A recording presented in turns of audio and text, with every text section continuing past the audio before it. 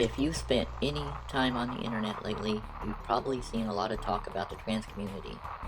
But between the headlines and the social media debates, it can be really hard to separate fact from fiction. Misinformation doesn't just lead to confusion, it creates real barriers for people just trying to live their lives. So today, I'm cutting through the noise. From medical myths to social misunderstandings, I'm counting down the top 10 misconceptions about trans people.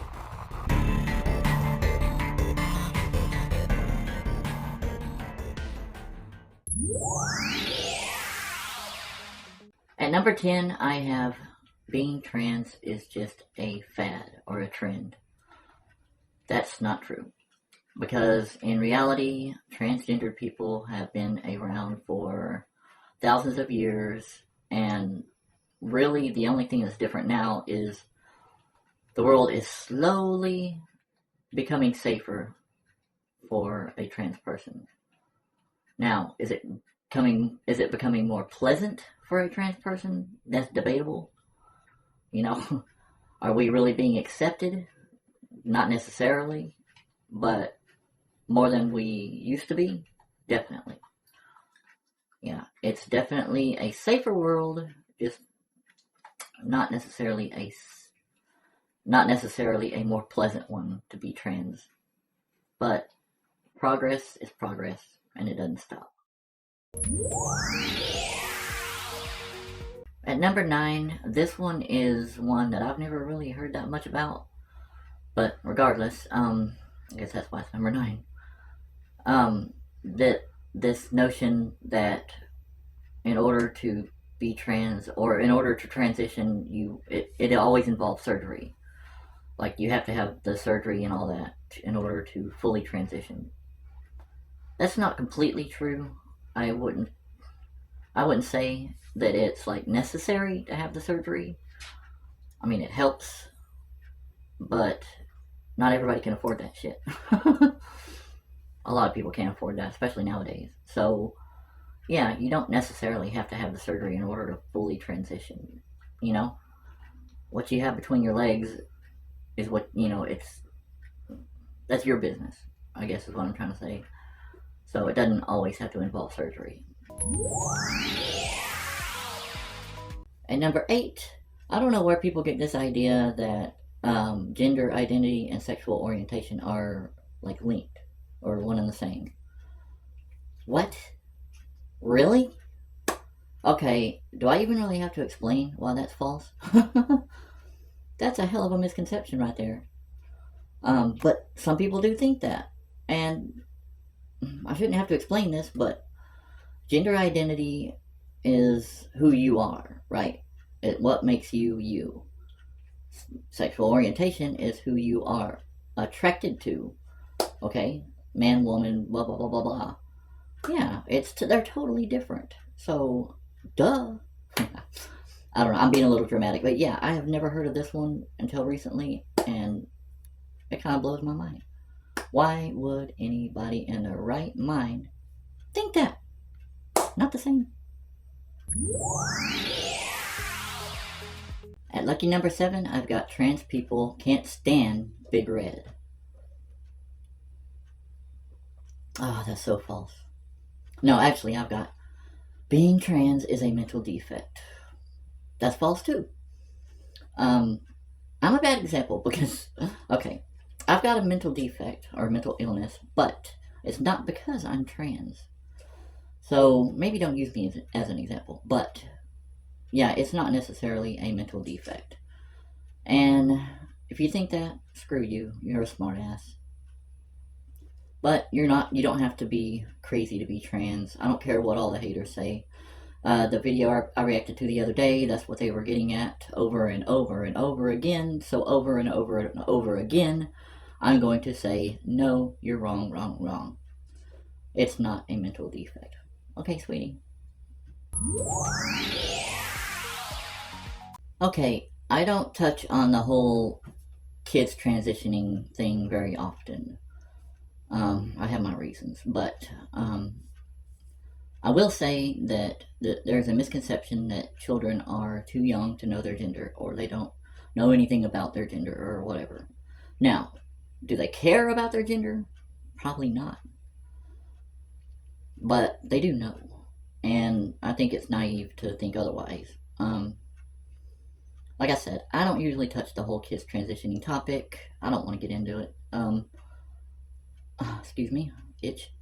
But I have a couple of videos that have my thoughts on that, so feel free to check them out if you want. But I'll just say right here and right now that they do know their gender. I don't really think they care all that much about their gender, to be honest. But whatever, they do know. At number 5, people say that people regret transitioning, and that's not always the case. I don't know what's up with that voice, but whew, why do people think that everybody regrets transitioning? I don't. I've fully transitioned.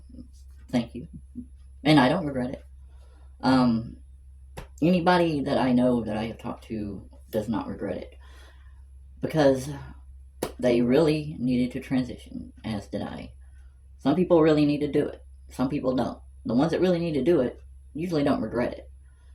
I've heard of very, very few people that regret transitioning, and the only ones that I have heard of that regretted it were probably ones that shouldn't have been doing it to begin with. Now, that's a whole other can of worms that I don't want to open right now, like who needs to and who doesn't, but suffice it to say, not everybody regrets it. And number 4 is this idea that's floating around everywhere nowadays, that trans people are somehow a risk in public bathrooms, that we pose a risk to others in going in public restrooms not assigned with our birth gender. That is not only wrong, that is straight up fucking offensive to me, okay? To imply that I would be of any risk to a woman going into the women's bathroom is so effing offensive that if you ever said that to me, I would slap the shit out of you. If you said that to my face, if you're a dude, I might just knee you in the crotch. That is really offensive because the only ones that are at risk of me going into the bathroom are the men. Okay, I might pose a risk to them, but not for the reasons you're probably thinking. At number 3, this is another topic that I don't prefer getting into very often, but I'm gonna for this video. And that is the statement that trans women have a big unfair advantage in women's sports. No, not necessarily. Now listen, if you go through hormone therapy, which is what I think has to be done before a trans woman can play in women's sports, they have to have undergone full hormone replacement therapy, then we are on the same level skill-wise, we are on the same level as natural women. And personally, I think that's kind of offensive to natural women, cisgendered women, the notion that we pose this big unfair advantage. That's crazy. Come on, ladies. You're underselling, you're cutting yourself short here.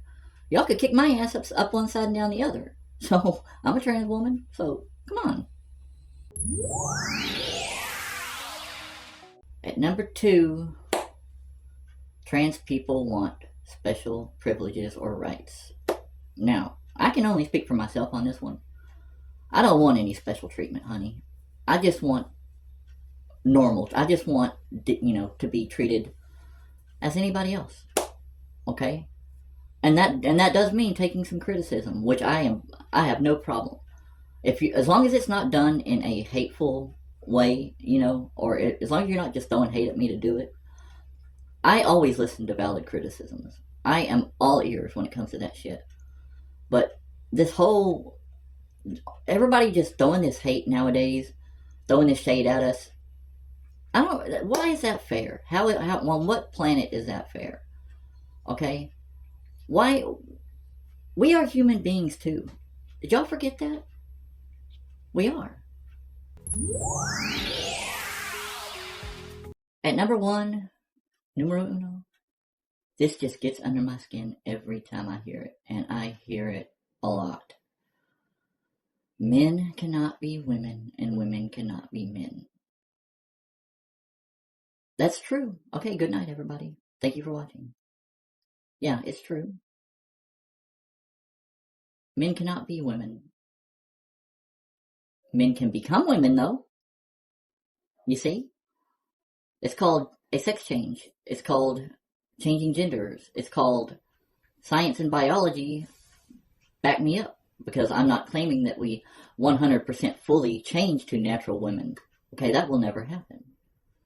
But I'm suggesting that we, about 90%, 95%, yeah, we are 90 to 95% on par with any other natural woman, honey. Guys, thank y'all so much for watching, and I know there's a lot more than 10 of these misconceptions that really get to me, but that's all I got time for in this video. Good night, everybody.